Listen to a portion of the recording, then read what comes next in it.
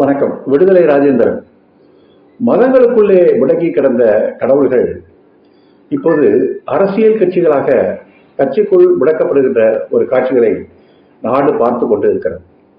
இப்போது என்ன பிரச்சனை நடக்குதுன்னு சொன்னா, யார் இந்துக்களுடைய விரோதி, யார் இந்துக்களுடைய நண்பன், அதாவது யார் மக்களுக்கு விரோதி, யார் மக்களுக்கு நண்பன் என்பது இப்போது அரசியல் களத்தில் முக்கிய பிரச்சனை இல்லை.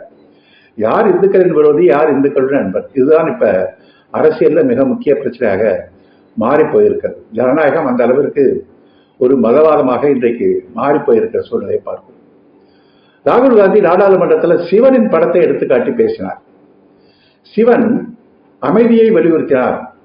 அவரிடம் இருக்கிற பாம்பும் சூலாயுதமும் அகிம்சையைத்தான் பேசின, வன்முறையை பேசவில்லை. ஆனால் பாஜக இந்துக்கள் பேசுகிற கொள்கை என்பது வெறுப்பை பேசுகிறது, வன்முறையை பேசுகிறது என்று அவர் குற்றம் சாட்டினார்.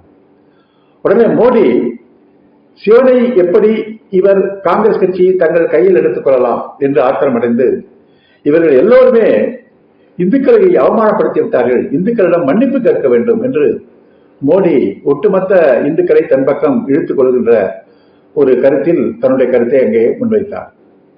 அதற்கு காங்கிரஸ் தரப்பில் இப்போது விளக்கம் சொல்லப்பட்டு இருக்கிறது. ஒரு கட்டத்தில் அயோத்தியில் ராமன் தான் எங்கள் கடவுள் என்று பாஜக சொந்தம் கொண்டாடி ராமனுக்கு அங்கே கோயில் கட்டியது. இந்துக்களுக்கு நீங்கள் மட்டும்தான் சொந்தமா? நீங்கள் மட்டும் சொந்தம் இல்லை, அனைத்து இந்துக்களுக்கும் சொந்தம் கொண்டாடுவதற்கு பாஜகவுக்கு உரிமை இல்லை என்று காங்கிரஸ் கட்சி இப்போது குற்றம் சாட்டுகிறது. இந்த கடவுள்களுக்கும் மதங்களுக்கும் என்ன தொடர்பு என்பதையும் நாம் பார்க்க வேண்டும். இந்த கடவுள்கள் உண்டான காலத்தில் இந்த மதங்கள் இருந்ததா? கடவுளுடைய காலம் என்பது எது? அது புராண காலம். அதற்கு வரலாறுகளில் ஏதாவது இடம் இருக்கிறதா? வரலாறுகளில் எந்த இடமும் இல்லை. பிற்காலத்தில் எழுதி வைக்கப்பட்ட புராணங்களில் தான் இந்த கடவுள்களை பற்றிய செய்திகள், கதைகள் எல்லாம் வருகின்றன. அந்த கடவுளுக்குள் ஒற்றுமை இருந்ததா?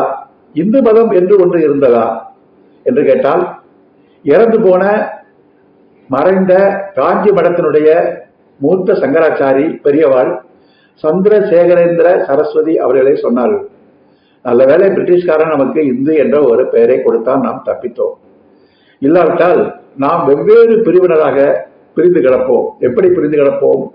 வைஷ்ணவர்களாக, சைவர்களாக, சாக்தர்களாக, முருக பக்தர்களாக, எல்லைமனை கும்பிடுகிறவராக நமக்குள்ளே பிரிந்து கொண்டு ஒருவருக்கு ஒருவர் சண்டை போட்டுக் கொண்டு இருந்திருப்போம். நல்ல வேளை பிரிட்டிஷ்காரன் வந்தான், இந்து என்ற பெயரை கொடுத்தான், நம்மை காப்பாற்றினார் என்று அவர் பேசியது அவர் கருத்துக்களை உள்ளடக்கி வெளிவந்த அதிகாரபூர்வமான தெய்வத்தின் குரல் என்ற தொகுப்பிலேயே இடம்பெற்று இருக்கிறது. ஆக இந்து என்ற பெயரை கொடுத்தவர் பிரிட்டிஷ்காரர்கள். அதற்கு பிறகு இந்து ராஜ்யத்தை நாங்கள் அமைப்போம் என்று RSS காரர்கள் புறப்பட்டார்கள். பாஜக இப்போது இந்து ராஜ்யம் பற்றி இப்போது பேசிக்கொண்டு இருக்கிறது. இந்த இந்துக்களுக்குள்ள ஒற்றுமை இருந்ததா என்றால் வரலாறுகளை பார்க்கிற போது கடுமையான மோதல், சைவத்திற்கும் வைணவத்திற்கும் மோதல். புத்தருடைய பட மடாலயங்கள் இங்கே திட்டமிட்டு ஆதிசங்கரர்கள் உருவாக்கிய அவருடைய சிந்தனையால் அழிக்கப்பட்டன. நாகார்ஜுனன் என்ற ஒரு பார்ப்பனர் பல இடங்களில் புத்த மார்க்கத்தை அழிக்கின்ற வேலையில் ஈடுபட்டார். பல சமண கோயில்கள் சிதைக்கப்பட்டு அங்கே இந்து கடவுள்கள் உருவாக்கப்பட்டன என்றெல்லாம் வரலாற்று செயல்கள் இருந்து கொண்டிருக்கின்றன.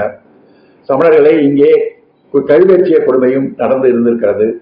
சைவர்கள் சமணர்களாவது, சமணர்கள் சைவர்களாவது என்ற சண்டைகள் பக்தி காலத்தில் நடந்திருக்கிறது. ஆக சண்டைகளும் மோதல்களும் இங்கே தொடர்ச்சியாக இருந்து கொண்டிருக்கின்றன. வேத காலம், அந்த காலத்தில் இருந்த கடவுள் எதுவும் இப்போது கிடையாது. வேத காலத்தில் உருவ வழிபாடே கிடையாது. அக்னியையும் வாயுவையும் தான் அங்கே கும்பிட்டுக் கொண்டிருந்தார்கள். இப்போது இருக்கிற சிவன், முருகன், பெருமாள், விஷ்ணு, பிள்ளையார் இதெல்லாம் வேத காலத்திலே கிடையாது. ஆனால் பிராமண பார்ப்பனர்கள் வேதகால கடவுள்களை எல்லாம் அப்படியே தூக்கி போட்டு விட்டு அவைகளெல்லாம் கடவுள் இல்லை என்று சொல்லிவிட்டு இப்போது உருவ கடவுளுக்கு வந்து அந்த கோவிலுக்குள் புகுந்து ஆகமங்களின் வழிப்படி எங்களுக்குத்தான் கர்ப்பகிரகத்தில் உரிமை உண்டு என்று சொந்தம் கொண்டாடுகிறார்கள். ஆக இவ்வளவு தடுமாற்றங்கள், குழப்பங்களுடன் உருவாகி வந்த ஒரு மதம் மக்களை நெறிப்படுத்தியதா? சமூகத்தில் ஒற்றுமை ஏற்படுத்தியதா என்று கேட்டால் சமூகத்தில் இன்றைக்கு வன்முறைகள், சமூகத்திலே ஒருவருக்கொருவர் சாதியின் பேரால் மோதல்கள், சாதி ஏற்றத்தாழ்வுகள், ஏழை பணக்கார மோதல்கள், மதங்களின் பேராலே சண்டைகள், இவைகள் எல்லாம் நடந்து கொண்டுதான் இருக்கின்றன. அது ஒற்றுமையும் ஏற்படுத்தவில்லை. இப்படி மதங்களில் இருந்த படைக்கப்பட்ட கடவுள்கள் இப்போது அரசியல் கட்சிக்கு வந்துவிட்டன. அரசியல் கட்சிகள் ஒவ்வொரு கடவுளையும் எடுத்துக்கொண்டு சொந்தம் கொண்டாட துவங்குகின்றன. ராமனுக்கு பிஜேபி சொந்தம் கொண்டாடுகிறது என்று சொன்னால் ராகுல் காந்தி சைவ கடவுளை காட்டி இது அகிம்சையின் கடவுள் என்று அவர் அதை அடையாளப்படுத்துகிறார். இங்கே தமிழ்நாட்டிலே பாஜகவுடைய தலைவராக இருந்த முருகன் கவர் முருகனுக்கு சொந்தம் கொண்டாடினார். இப்போது தமிழ்நாடு அரசும் கூட முருகனுக்கு சொந்தம் கொண்டாட ஆரம்பித்து விட்டது.